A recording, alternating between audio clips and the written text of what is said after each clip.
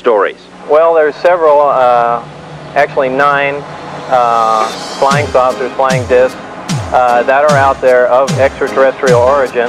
The live interview with the shadowy dentist drew international attention. Portions were broadcast by radio in 6 European countries and in a nationally televised TV special in Japan. Actually 9 flying saucers, flying discs. Despite numerous inquiries and feelers, Dennis has remained anonymous until now. His real name is Robert Lazar, a young scientist with eclectic interests. The government is doing everything but looking out for us. I mean, the only thing they're looking out is for themselves. I was more or less one of the guys that thought, you know, all these government conspiracy and UFO buffs and things like that were complete lunatics.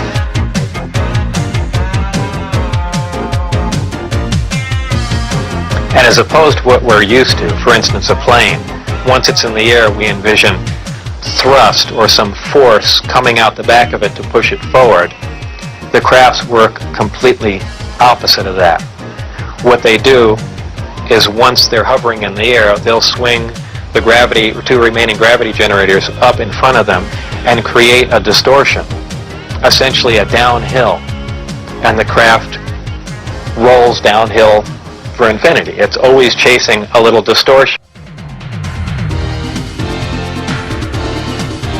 An area in there where the nucleus of the atom is geometrically stable with protons and neutrons, where it no longer decays. It's not radioactive. 115 is in fact this element.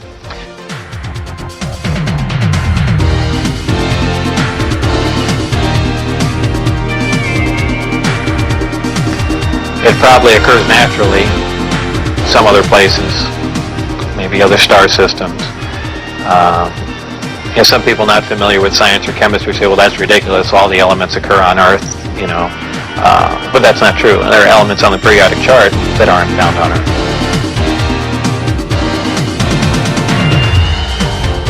When did you realize the craft was not of earthly origin? Well, it probably really hit me when I got inside the craft and looked around and began to understand how the craft was operated and finally grasped the whole project as a whole, as what we were doing, the fact that we weren't building this thing, we were trying to find out how it was made. We were back engineering it.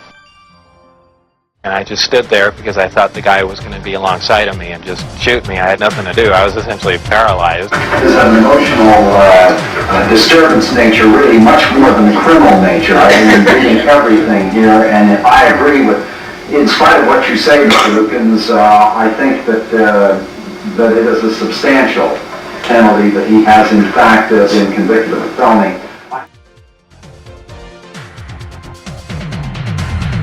Look, I know what happened is true. There's no doubt, period. There's no delusion, and there are some things I can say that will bolster the case, and I'm not going to. I do regret, at this point, bringing anything forward.